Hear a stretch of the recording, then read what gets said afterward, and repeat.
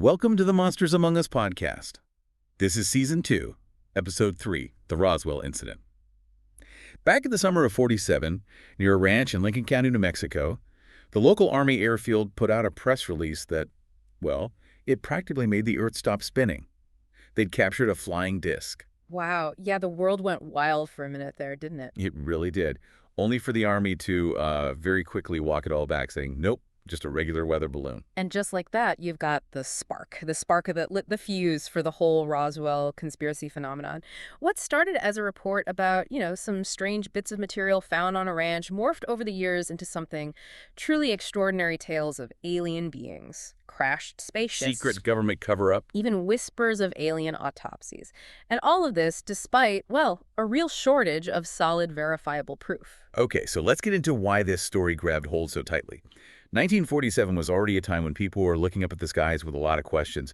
Just before this, remember Kenneth Arnold's report of those flying saucers? That really got the ball rolling. Oh, absolutely. It set the stage. Plus, you've got the backdrop of the Cold War heating up. The idea of unknown aircraft suddenly buzzing around, that definitely tapped into some existing anxieties. Absolutely. So let's zero in on that initial discovery. A rancher named W. Mac Brazel stumbled upon some, well, unusual debris on his property near Corona in June of '47. Right, and this wasn't your everyday farm clutter, was it? No. We're talking about pieces of tinfoil, rubber, tape, and remarkably lightweight, thin wooden beams scattered across a pretty wide area. Interestingly, this was around the same time the military lost contact with some balloons launched from Alamogordo Army Airfield, part of a highly classified operation called Project Mogul. Project Mogul. Yeah. What was that exactly? This project used high-altitude balloons equipped with microphones, basically trying to listen for sound waves from potential Soviet nuclear tests. Top secret stuff. Gotcha. So classified tech floating around. And what's fascinating is that Brazel himself wasn't really dialed into the whole flying disc buzz at first. No, not initially. It wasn't until his uncle suggested that maybe what he'd found was from one of these mysterious objects that things started to click for him. And the timing was crucial. The national press was all over these flying saucer stories, even offering rewards for anyone who could produce tangible evidence. Exactly. Money on the table. So a few days later, on July 6th, Brazel heads to Roswell and tells Sheriff George Wilcox about his discovery. Okay. Wilcox, realizing this could be something significant, gets in touch with Roswell Army Airfield, RAAF, the local military base.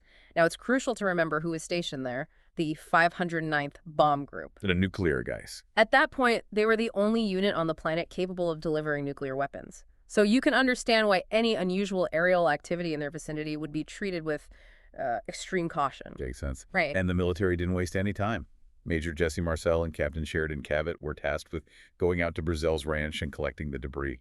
And the base commander, Colonel William Blanchard, even briefed General Roger M. Ramey on what they'd found. Things escalated pretty quickly, didn't they? They really did. And then comes July 8th, when Walter Haut, the public information officer at Roswell Army Airfield, issues that now infamous press release announcing they had recovered a flying disc. Boom! That news shot around the world like a rocket. Here's a snippet from the Associated Press report. The many rumors regarding the flying disc became a reality yesterday when the intelligence office of the 509th Bomb Group was fortunate enough to gain possession of a disc. So the military themselves were the ones who initially put that idea out there. Flying disc. They did. They absolutely did. Imagine the thrill. But that moment of excitement was incredibly short-lived. Robert Porter, a flight engineer at RAAF, remembers loading this lightweight, wrapped-up material onto a plane headed for Fort Worth.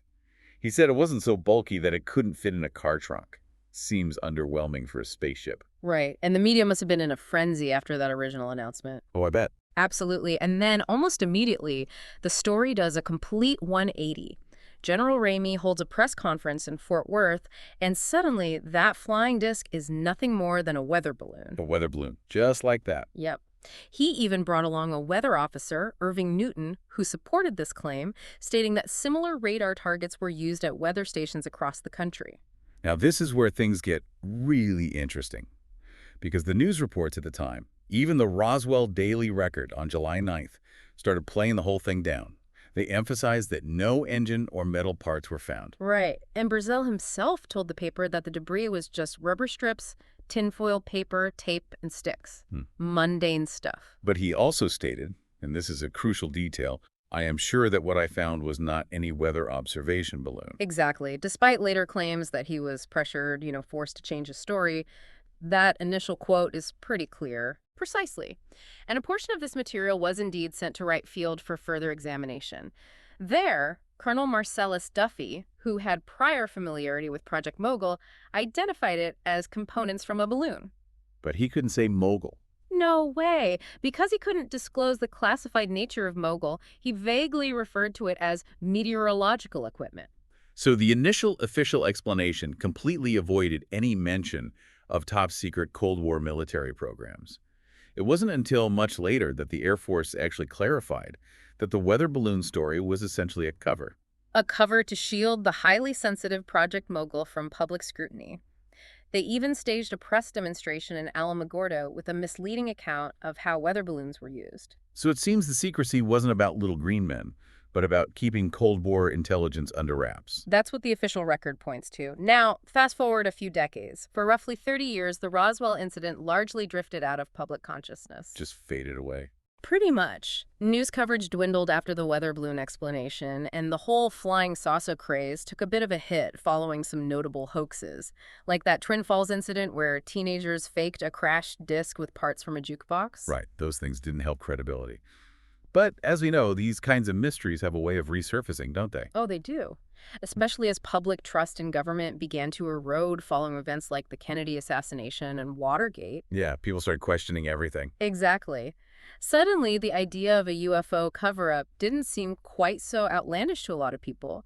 Some UFO believers even started referring to it as a cosmic Watergate. Cosmic Watergate, I like that. Yeah, and around this time, certain narratives began to circulate that would later become intertwined with the Roswell story.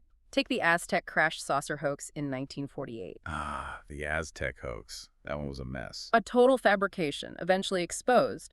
But it introduced key elements like small, gray, humanoid bodies and incredibly advanced, almost otherworldly materials, ideas that would later resurface in Roswell conspiracy theories. It's almost like these stories feed off each other. These tropes get established. They really do. And then you have the Hangar 18 myth, this idea of a secret location where the Air Force supposedly stored captured alien spacecraft and bodies from crash sites. Right, Wright-Patterson Air Force Base. Often. Exactly. This concept actually predates the Roswell revival, gaining traction through books and even a science fiction novel. It created a fertile ground for believing the government had alien secrets. Okay, so the cultural soil was ready. And then in 1978, the Roswell narrative gets a significant jolt. Ufologist Stanton Friedman conducts an interview with Jesse Marcel, the very same Major Marcel who was involved in the initial collection of the debris. The guy who handled the stuff. The guy. And Marcel claims that the weather balloon explanation was a deliberate lie and that he personally believed the debris he handled was of extraterrestrial origin. Wow, that's a bombshell after 30 years of relative silence. Huge. That interview really reignited the whole thing. By 1980, the National Enquirer, known for its sensational headlines, Let's say, yeah. picked up the story, giving it massive mainstream attention.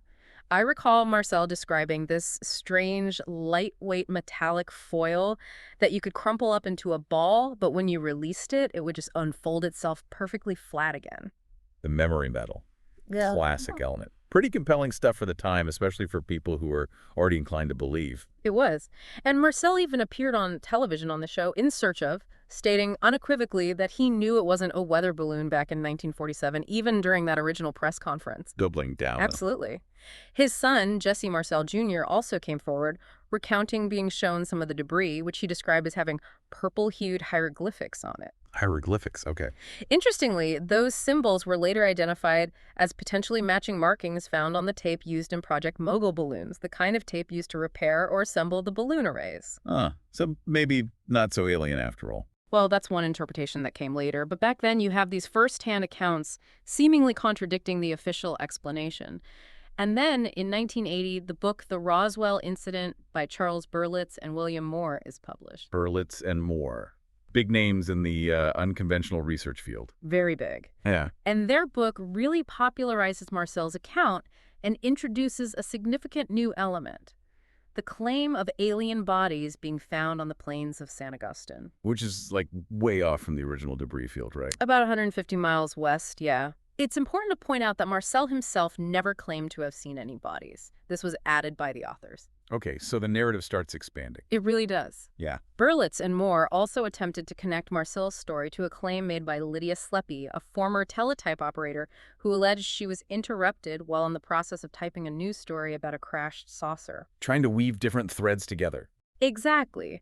But this period, from the late 1970s into the early 1990s, saw a real surge in interviews with individuals claiming to be witnesses, which unfortunately led to a confusing array of often conflicting and inconsistent stories. It really did become a tangled web of testimonies.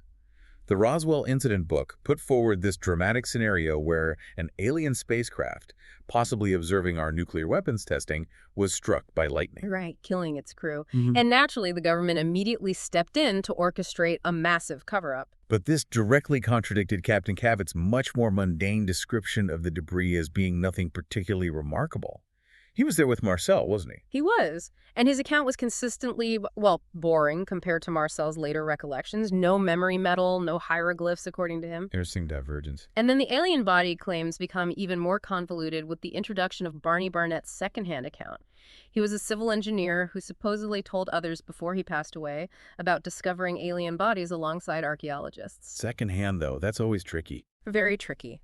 The major issue here is the lack of any direct testimony from Barnett himself, and the story bears a suspicious resemblance to those earlier discredited narratives from the Aztec hoax. Right, the same tropes popping up again. Small gray bodies. Exactly. And even Mac Brazel, who had passed away before this resurgence of interest in Roswell, had his story interpreted through the accounts of his children. They recalled him being sworn to secrecy by the military. Which could mean anything, really. Mogul was secret. Precisely. While his daughter, Bessie Brazel Schreiber, provided a description of some of the debris that actually aligns quite well with the known materials used in Project Mogul balloons. The foil, the tape, the lightweight beams. So her description fits the official explanation better than the alien one. It certainly seems that way. Independent researchers also began to identify inconsistencies and, frankly, embellishments in Jesse Marcel's own recounting of events as the years went by. His story seemed to grow over time. Human memory is a funny thing, especially decades later. It is. And we can't forget the infamous Majestic 12 hoax. These were purported top-secret government documents that began circulating, detailing a clandestine group supposedly formed to manage the fallout from the Roswell incident. MJ-12, that caused a huge stir. Massive. But it was later revealed that Bill Moore, one of the early and prominent Roswell researchers, One of the authors of the Roswell incident. the very same, was involved in spreading disinformation, even admitting at a UFO conference that he intentionally fed fabricated evidence to other researchers. The Majestic 12 documents themselves were riddled with obvious inconsistencies, provenance issues, weird date formats, copied signatures, and were ultimately thoroughly debunked. So a deliberate hoax mixed into the research pool. That muddies the waters incredibly. Terribly. Then you have Glenn Dennis, a former mortician who became a key witness with his story of extraterrestrial corpses and an alleged alien autopsy. The mortician story, right, he got calls from the base. He claimed he received calls from the airbase inquiring about preserving bodies and that a nurse had described seeing an alien autopsy. But his account has significant problems, including the fabricated names he provided for the nurse involved. So the nurse couldn't be verified? Never found. And even within the ufology community, serious doubts began to emerge regarding his reliability over time. Okay, so you've got Marcel changing his story, debunked documents, questionable witnesses. It sounds chaotic. It was. This proliferation of differing accounts led to a real schism within the ufology community. Various books, such as UFO Crash at Roswell and Crash at Corona, presented their own, often conflicting versions of what happened. Conflicting how? Disagreeing on fundamental details, like the number of saucers involved, Crash at Corona suggested 2, the number of aliens found, and even the precise locations of the alleged crash sites. The Truth About the UFO Crash at Roswell abandoned the Barnett site entirely and proposed a new one based on different testimony. It was becoming increasingly difficult, if not impossible, to reconcile these disparate narratives. It's almost as if the story itself was evolving organically, like folklore, absorbing new elements and discarding others with each retelling. That's a very good way to put it. And by the mid-1990s, under pressure from Congress, specifically Congressman Schiff, the Air Force finally released their own comprehensive reports on the Roswell incident. Okay, the official response, round two. Exactly. The 1994 Air Force report officially admitted that the original weather balloon story was indeed a cover. No surprise there by then. Right. They confirmed that the debris recovered was actually from Project Mogul, that highly classified military surveillance program we discussed earlier. So confirming the cover story was a cover story, but for Mogul, not aliens. Precisely. The following year, the Roswell report, Fact versus Fiction in the New Mexico Desert, provided detailed documentation linking the recovered materials to a specific Mogul balloon train that had been launched just prior to Brazil's discovery. And how was that received? Well, the UFO community largely rejected these Air Force reports, viewing them as just another layer of the cover-up. But the mainstream media and skeptical researchers generally accepted their findings. It made logical sense, I suppose. It did. The reported unusual characteristics of the debris, such as the strange symbols which matched Mogul tape markings and the incredibly lightweight yet resilient foil, were consistent with the known materials used in Project Mogul balloons. There was even a 1947 FBI telex that described a hexagonal object suspended from a balloon, which aligns perfectly with the design of a Mogul balloon array's radar reflector. Connecting the dots with contemporary evidence. Then, in 1997, the Air Force issued the Roswell Report, Case Closed, which specifically addressed the persistent claims of alien bodies. Ah, yes, the bodies. What was the explanation there? Their conclusion was that these later accounts were likely misidentifications of anthropomorphic dummies used in high-altitude parachute tests during the 1950s, specifically mentioning operations like high dive. Test dummies. Seriously. Yes. These test dummies were apparently transported and handled in ways sometimes dropped from altitude, sometimes moved in protective coverings, or even body bags that could easily be misconstrued years later as the handling of alien bodies. Okay, I can see how that might happen, memory being what it is. And eyewitness descriptions of the supposed alien size, lack of hair, sometimes damaged features, actually bore a striking resemblance to the physical characteristics of these test dummies. So the Air Force explanation ties the debris to Mogul in 47, and the bodies to parachute tests in the 50s, basically conflated over time. That's the essence of it. The secrecy all along wasn't about concealing extraterrestrial contact, but about safeguarding classified Cold War technology and military programs. Which makes sense in that era. Absolutely. And over time, the Roswell incident has truly transformed into a modern myth, a piece of folklore that continues to be reshaped and reinterpreted within the UFO community. One researcher, Charles Ziegler, even identified at least 6 distinct narratives that have emerged over the decades, each with its own variations on the debris, the crash site, and the alleged alien bodies. 6 different stories, all called Roswell. Wow. Exactly. And this ever-evolving narrative has had a significant and lasting cultural impact. Roswell itself has built a thriving tourism industry centered around ufology. Oh yeah, the alien capital. Complete with museums, alien-themed businesses, and an annual UFO festival that draws tens of thousands of visitors from around the globe. And you see depictions of the Roswell incident pop up constantly in popular fiction in films like Hangar 18, Independence Day. Indiana Jones and the Kingdom of the Crystal Skull even used it as a major plot point. Right. And of course, television series like The X-Files have heavily leaned on the Roswell conspiracy as a central element. Couldn't have X-Files without Roswell, really. Pretty much. Even multiple U.S. presidents, including Clinton, Obama, and Trump, have been publicly questioned about their knowledge, or lack thereof, regarding any alien evidence related to Roswell. They usually just say they looked and didn't find anything. Right, it's become a standard question almost. Ultimately, the Air Force has consistently maintained its conclusion that the 1947 debris originated from Project Mogul, and that the subsequent accounts of alien crashes and bodies were most likely the result of misremembered or misinterpreted military activities and programs from a later period. So a combination of secrecy, misidentification, and maybe some wishful thinking built over decades. That's what the available evidence strongly suggests. While the allure of extraterrestrial contact undoubtedly remains a powerful draw, the facts point towards a more terrestrial, albeit still initially secret, explanation for the enduring Roswell mystery. A fascinating case study in how a story can grow and change over time. Absolutely. A legend born from a crashed balloon and Cold War secrets. That is the end of this episode. Until next time. Keep to the shadows. Some legends are best left undiscovered.